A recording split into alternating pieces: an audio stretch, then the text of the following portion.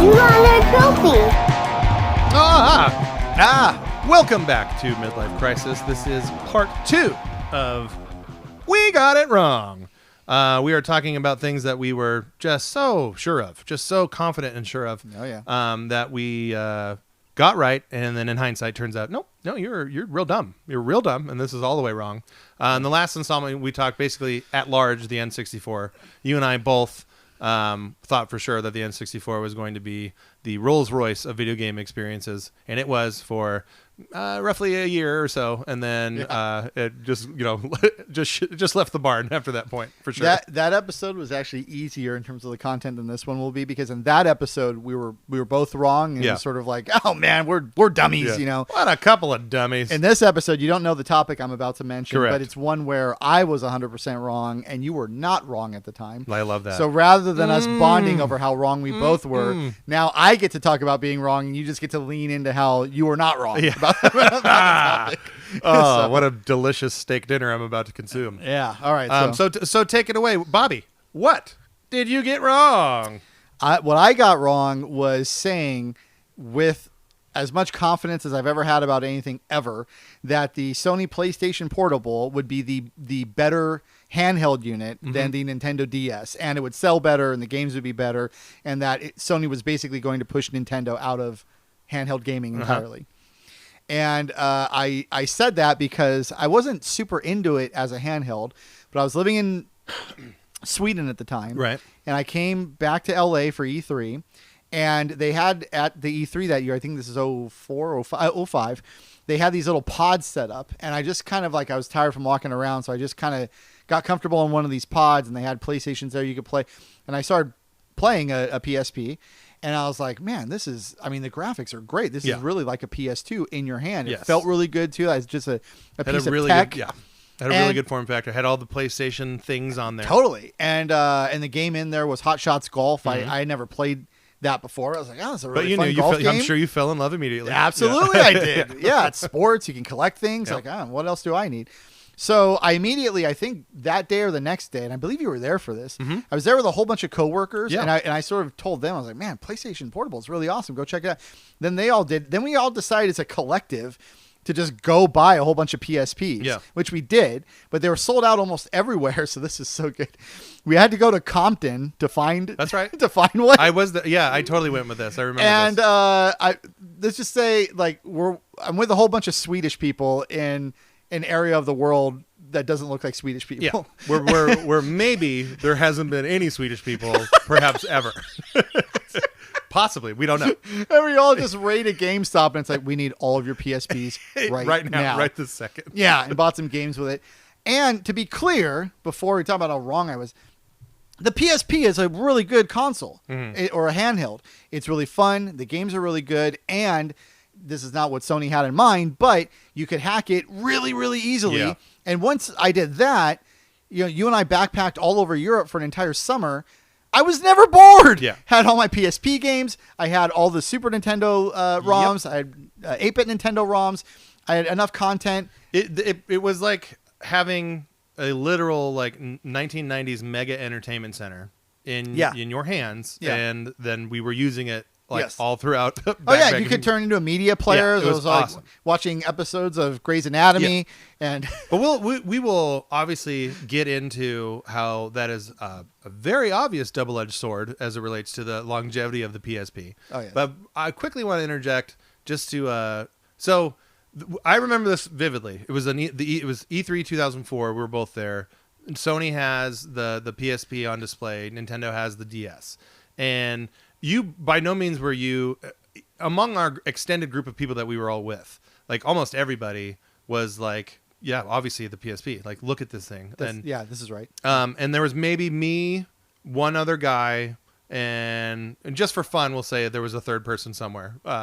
My point is that we were a minority. Certainly you were the most vocal. Yeah, for sure. Yeah. Because for me, when the first thing that came out about the DS, just information that leaked, period, when it was still called the Nitro, was that it had 2 screens. Yeah. That was it. So there was no idea of touch screen. There was no microphone, none of that stuff. It was just this portable is going to have 2 screens. And I just remember thinking what are they going to do with those? You got one screen, now you got two screens. What? And then once that they showed the touch screen and all the other little weird Nintendoisms about the thing, then it kind of just started to make sense to me. And then the game Feel the Magic Rub Rabbids, which is just a borderline illegal title to say. That was the game that convinced me at E3, where it's like, no, this thing can be something really unique, and it's all done through control. You got to keep in mind, nobody had touchscreen devices. Like somebody had like a $2,000 Palm Pilot that had capacitive touch. 2004, but other than that, like the average person, like we just didn't do that stuff. Yeah. And so here comes Nintendo with all these like really cool concepts that are now like, like they do the D-pad, they do the analog stick. And now here's the next weird Nintendo control input thing, which is touchscreen. But this is also a time when Nintendo was on the downswing. Yes. And we talked about in the last episode. This comes out when the GameCube is out, I think, right? Yeah, the GameCube and the fucking Game Boy Advance is out and had been out for 3 years and was a juggernaut. There was already 2 Pokemon games on the thing. The Game Boy Advance was keeping the lights on, like quite literally. Yeah. And so for them to come out and be like, yeah, fuck it. We're doing this weird ass shit that kind of looks like a Game & Watch from 1981. Right. And people were like, whatever. Like, that's really weird, but who knows kind of a thing. And I remember immediately, like, the at that time, it was very flavor of the month to just shit on Nintendo. Whatever Nintendo was doing, on. This is true. Just shit on it. Because they're out of touch. They don't know what they're doing anymore. Yes. They're not doing online games. They're not doing XYZ. And they're not pushing the tech the way that Microsoft and Sony were bleeding edge graphics. Well, which is crazy because the GameCube, like on paper and in practice, like you look at the GameCube and the GameCube is like it's not up to the Xbox in terms of what I mean. The Xbox could run Doom 3 pretty well, and that's super impressive.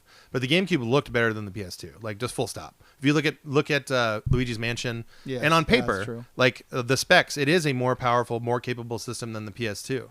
So it's funny that they're not pushing the tech, and I agree with you, they're not. But I think they kind of realized a little bit into that generation cycle that they kind of shit the bed. And they were like, well, we are competing with technology and people don't want us. And I think that kind of boils down more to Nintendo's brand itself at that time, and maybe its only time so far, started to get a negative connotation. Their games are too kiddie. This thing is a stupid purple lunchbox. Probably the nadir of the company in general was leading up to the DS release, because they were taking hits left and right, I would say.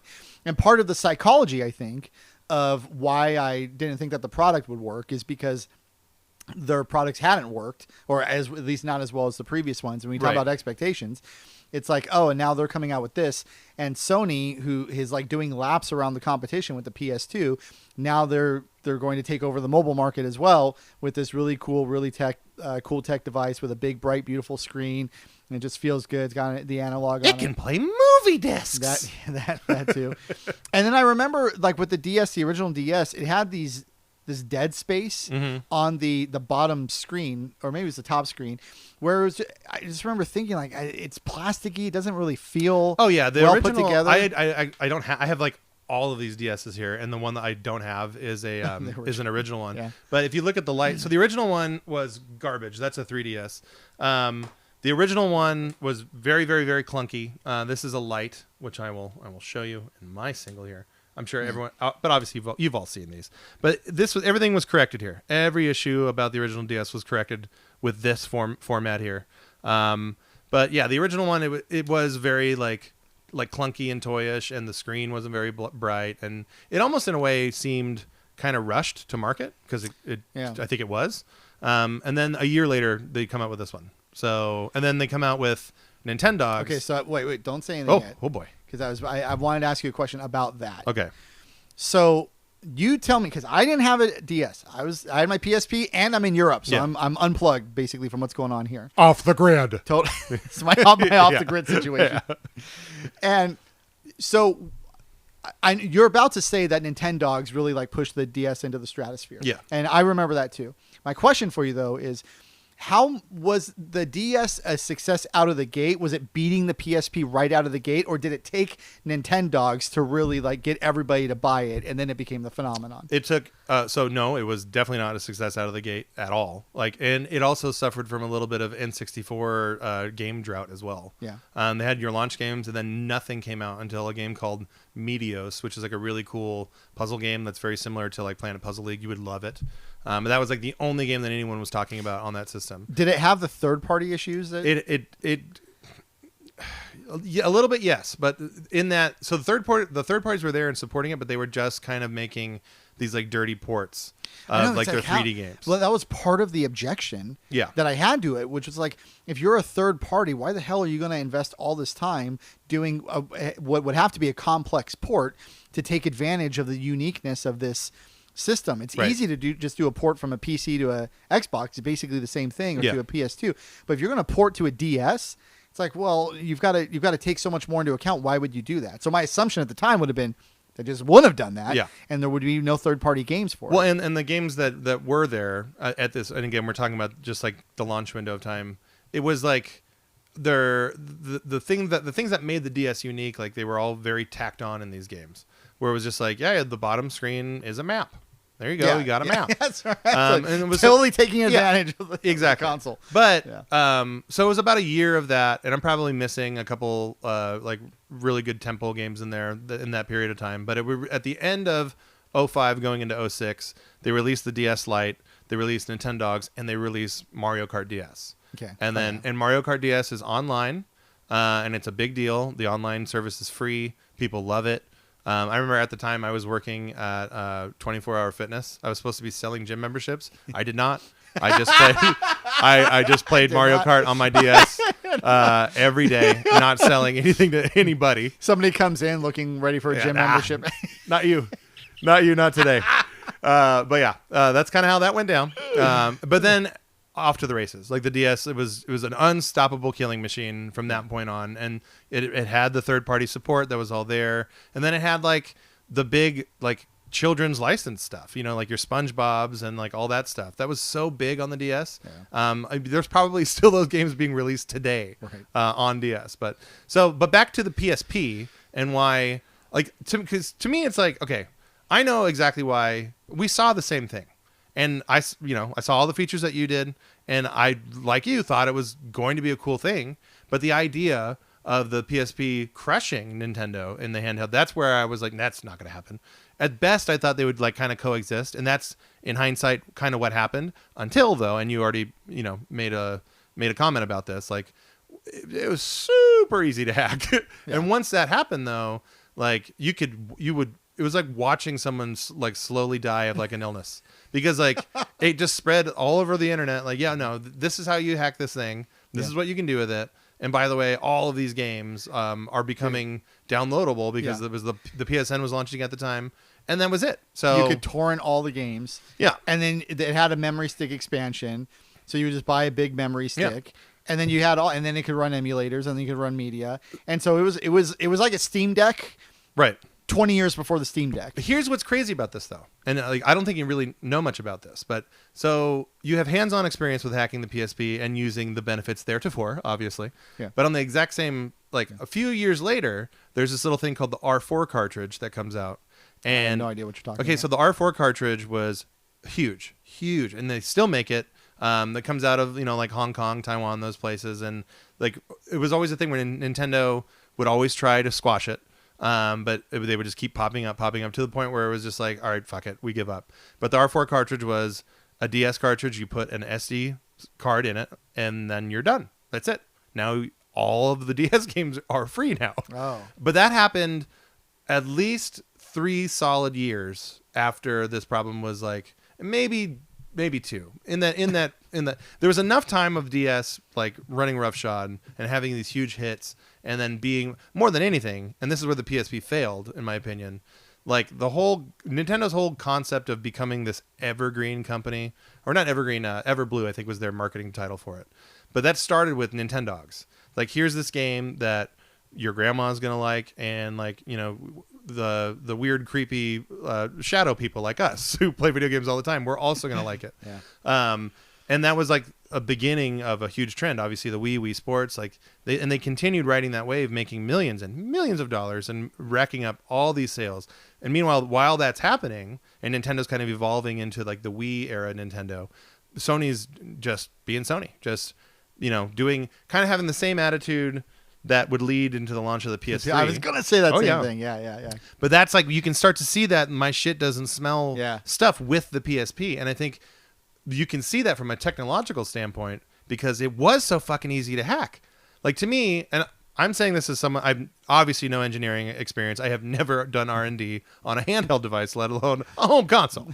But like you would think that would have been caught, and it wasn't. And it's just like the Dreamcast. Like the way Dreamcast piracy worked was there's this format of CD called MIL CD, MILCD, and it was like a legit format of CD that the Dreamcast was compatible with. It was kind of like a variation of like a karaoke CD. Obviously not popular anywhere else other than in Japan, but the Dreamcast supported that format. Some hacker found that you could rewrite games using that format, trick the Dreamcast into thinking that it was a game, and then that's it. And again, you watched Sega die. You watched the Dreamcast sales go from really good to nowhere. And the exact same thing happened. Like obviously Sony sold hardware, but no software at all to speak of. And then that started to slow. Yeah. And then there's the Vita, which is a whole other discussion to talk about. Yeah. And the thing of it is this, right? Like he can't go about doing what he wants to do all the fucking time, right? Because like if he would do that, then think about it. Like all the time he would eventually fucking like get in trouble. All right. Yeah, I'll talk to you later. I'm gonna do another laser dick review for the fam community. What's up, YouTube? It's me, your boy. I'm back. It's been about 6 hours or so out here in the hallway of the apartment. My fucking dick roommate locked me out of my AV room / eBay business / bedroom. But the fucking gag's on him because I still have some laser discs out here. Because most of them are in there, but I have a few. So I figured like I got my fucking phone, right? I got my theme park camera, right? And I got a couple laser discs. So I'm gonna rip it. I'm gonna fucking grip it and rip it. Hold on. Let's see. I gotta set up a place to sit. Hold on.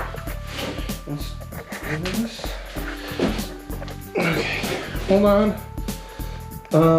Last time I thought I had big enough boxes. I think the key this time is gonna be to maybe have like more boxes. Get a big, kind of like a throne going. Woo. Woo. Woo. I cannot afford another theme park camera. Fuck me. Woo. Hold on. Woo. Really hope the Laserdisc fam appreciates what I do for you guys. And really more about what I do for the Laserdiscs themselves, right? We were both correct on that one. That would be a failure right out of the gate. Right out of the gate. Yeah. We knew this one wasn't. By then, we knew. Yeah, exactly. Yeah, I learned to not doubt Nintendo when it comes to mobile gaming. Yeah, it turns out, and now they like have kind of done that to themselves, where it's just like we make these things now, and yeah, you can plug them in your TV, but by and large, like we make handheld video game devices, and we're the only people that do it. Yeah, and I don't want to say it saved the company, but Nintendo is now considered equivalent with Sony and Microsoft in large part because of the success of the Switch. And the Switch is, if nothing else, a mobile device that just happens to also be a home console device, and nobody else is really doing that unless you want to consider a Steam Deck, to be that. Yeah. So pretty. Well, and to me, like the Steam Deck is obviously competing in that space, but what makes the Steam Deck so awesome is like almost all of us. I'm not even like a big PC guy, and I have like by now I have, whatever it is, hundreds of Steam games on my account. Like we all have that. Yeah. Like we all have this like thing this digital locker that we carry around with us in the space, and now here's this little device that you can beam all that crap onto for us to ignore there as well. Yeah, it's wonderful. I was just flying. I had to fly to Sacramento. Yeah. And like I thought of Steam Deck before I thought of underwear in terms of packing. Right. So yeah. And good on you. Good on you. Commando on the plane. Yeah. But back to the PSP and the DS. Aside this might be a fun thought exercise, but aside from the obvious like piracy issue, and looking at what Nintendo did with the DS in hindsight, where do you think Sony shit the bed the most with regards to PSP? Why was it such a big failure? Again, we're taking out.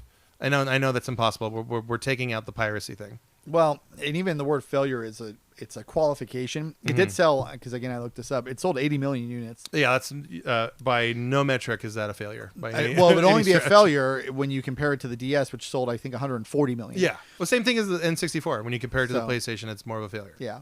So I do think that it was a mistake not to include 2 analog sticks. That should have been done. They should have caught that early. They did fix it with the Vita, but I remember at the time thinking that it was the one thing basically wrong with the system, and it would also make porting games a little more difficult if you only had 1 analog with it.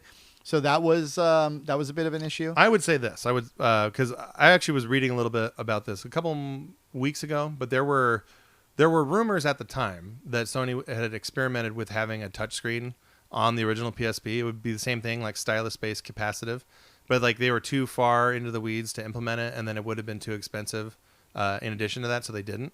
But if you think about, because obviously they got the word that Nintendo's second screen was going to be touchscreen, like obviously those ideas rattled around in their heads. Like, well, that sounds like a kind of a neat thing to do. I mean, because the Vita obviously had touch back and touch screen, which is like, it was like too much. It was like overdone. It's too much molestation of this device. But if the PSP had that touchscreen, do you think it would have made? Because I'll say my opinion is I don't think it would have made that big of a difference, because wouldn't. At no point was the PSP ever going to have like the weird Nintendo magic to make their shit work to the same level that Nintendo could do it on their stuff. But what do you think about that? I don't think it would have made a difference. I think that with a lot of things, Nintendo's calling card right now, it's not tech, it's just the strength of their brands, all those iconic characters, and the first party games that they're able to put out. So when they're just releasing, the murderer's row that they always do with every friggin' console onto the system, and then they're able to engineer a hit like Nintendogs, which wasn't at the time an established brand. Yeah, that's difficult to keep up with. Now Sony, to its credit, it did release a pretty good God of War game. That was one of their biggest brands. Yeah, but that God of War game came way late into the PSP. It's 2 to 3 years into it, and it needed to be sooner than that. So yeah, that's the thing too. Is like, so in that early segment of the PSP, same thing with the DS. Like it was a lot of like people just kind of being wowed by the fact that you can have handheld polygonal games now. Yeah. And on the DS, like there was a lot of comparison to like, well, it's kind of like a portable N64. I mean, it launched with Mario 64 DS. But the PSP, like to me, the biggest selling point of the PSP was like it looked much closer to a PS2 than it didn't, and especially compared to like the DS didn't look as close to their contemporary, the GameCube or whatever. I think there was an Uncharted game released for PSP. No, Vita. Oh, Vita. That was a launch Vita game. Okay. Yeah. So again, trying to learn their lessons for about launching system selling games. But that's I think my point though. Like the PSP in America never had that huge hit title. Yeah. It never did. In Japan, it had Monster Hunter. The whole Monster Hunter franchise started on PSP. Oh, okay. And it was, like you can't even. It can't be understated how huge of a deal Monster Hunter was and is in Japan, especially back then. Like everyone meeting on subways and stuff like that to use the ad hoc wireless stuff. It was like a giant cultural thing that generations up and down were doing. Like salarymen were playing with kids, like the whole deal. And that never happened here, which we're trying. we're trying. we're going to do the work together. First, we need to build mass transit infrastructure. Yeah, we need subways across the country. And after that, we can all play together. Yeah, but DS had tons of that shit. Like there was tons of these like huge and Nintendo. They're Nintendo games, obviously, but like you're right. PSP had the God of Wars, but it also had like these other weird little PSP exclusive franchises that never hit. Like one that comes to mind is Pursuit Force. Have you ever heard of that one? No. So Pursuit Force was like an in-house Sony. I think they made 2 or 3 of them, and it was like, this is the PSP franchise. Like this is what we're going for, and they're fun little action games, kind of a little bit Grand Theft Auto-y, a little bit like over the shoulder shooter stuff. But they're fun and they're fine.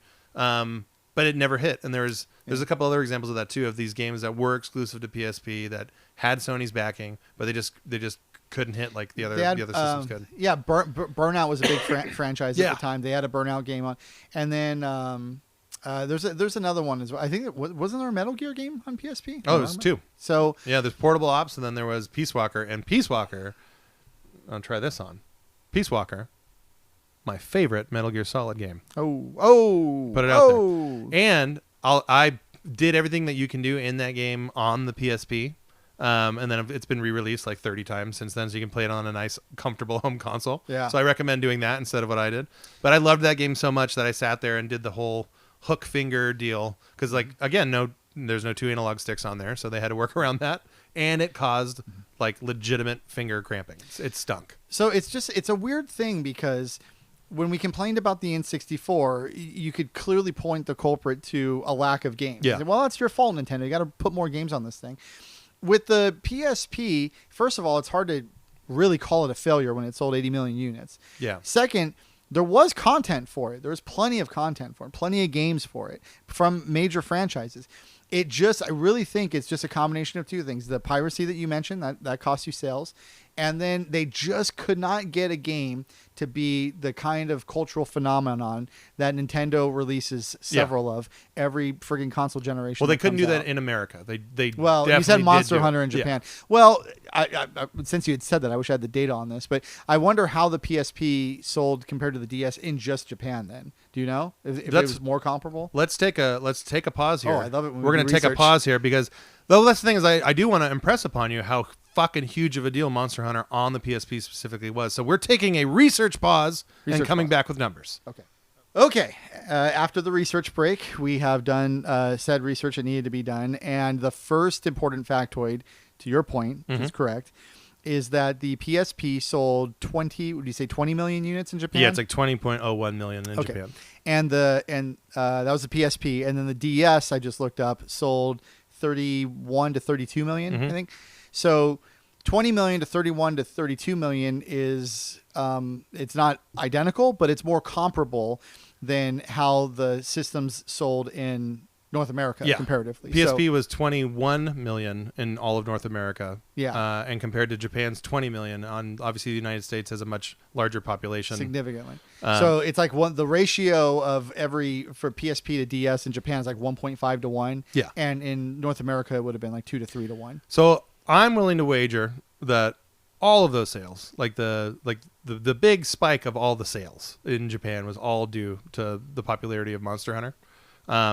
And if Sony, and they tried because I was there for them and tried to play them as well. But for me, like every time, sidebar, I tried to play Monster Hunter like pretty much since they came out in America, and it couldn't click with me. Just wouldn't do it. But when Rise came out, that's when it clicked real hard. But yeah, Capcom released all of these in America, so they tried. It just wasn't going to be as big of a hit because of the whole, literally what we talked about. Like we don't have the subways, we don't have the same mass areas of public meetings that Japan does to make those things kind of happen. Although when I did pretty good living in LA with Street Pass on the 3DS. I'll say that. I'll just say that. What the hell is Street Pass? Street Pass is awesome. So Street Pass is like you would have it's not on the DS, it's on the 3DS, but you would like unlock little pieces of puzzles when you cross other people who used 3DS. So like all you do is just walk next to someone, and it'd be like kind of like an Air ID tag would go off, and then when you go home, you'd open your 3DS and you'd see all these people that you randomly met. And actually, I took my 3DS on our honeymoon. We visited Japan, and dude, brother, You want to talk about Street Pass City? You get on a subway. Every single day I would hit the max. Like every day. And I would just sit there and just be like raking in puzzle pieces. Japan's pretty cool, huh? Yeah. And Nintendo's really cool when it comes to like making their shit like compatible with the Japanese market, as it turns out. Because Street Pass just like Monster Hunter working so well in Japan on the PSP, that's why Street Pass worked so well. Same thing. Like just the way that the country works and how everyone moves around on public transportation, all that shit's made so much easier. But anywho, I mean, PSP. That's kind of the deal. So, okay, let me restate this. In this episode, I've added the resident qualifications that an attorney does, so he's not as wrong as certainly you might think. And it's an important thing to do. Yeah, we agree. So the PSP wasn't a failure in a vacuum. It sold good units. It had good content. It was a pretty cool device. The thing, and the reason I remember me being just so wrong about it, is that if we could all just like take a little time machine into that E3 where me and 6 other guys are arguing primarily against you, and then there's one other dude who's sort of taking both sides of it, like PSP is awesome and I think the DS is going to be awesome. Yeah. And so it was like all of us arguing 90% against you and then 10% against that guy. Those arguments wouldn't have aged very well. Yeah. If there's video of that, because the DS, it's not that I was as wrong about the PSP so much as I was really wrong about the DS. That's what it is. And I also thought I bought a PSP. Like I think they're fine, and like, but yeah, I bought it for the hacking and the piracy, obviously. But but I thought the PSP. I still think the PSP is an awesome device. I still use mine from time to time. But yeah. It was the other thing. It was the Nintendo. The DS will be a huge failure, and it's going to bankrupt Nintendo. Nintendo's just it's old school, Brian. They're going the way of the dodo. They just man. don't get it, man. They just don't get it. You know? Yeah. Look at that GameCube. Like that's a handle on console. It's got. I know. Nah. Oh, you just keep playing those games for kids, all right? Yeah. I'll play serious games. And now here like we are. Hot Shots Golf. Right. And Patapon. Lemmings. Yeah. Oh man. So yeah, that one we got it wrong. Well, you did, not me, but I'm using the same graphic, so that's fine. So okay, and let's wrap it up here with this. Obviously we've made allusions to the Vita. The Vita more or less came and went. Here's something. I've never owned a Vita. It's maybe. I was going to ask you because you buy everything. I have owned everything, and the Vita to this day I've maybe played the Vita for like a total of 30 minutes. I actually think you would like it. That's what I'm told, and I've seen the library, and there's some awesome like weird ass shit on there. Of course, now it's almost all that's been ported to like Switch and Steam and stuff like that, but there's still some weird exclusives on there. I do go on eBay from time to time and look that bad boy up. But anyway, I digress.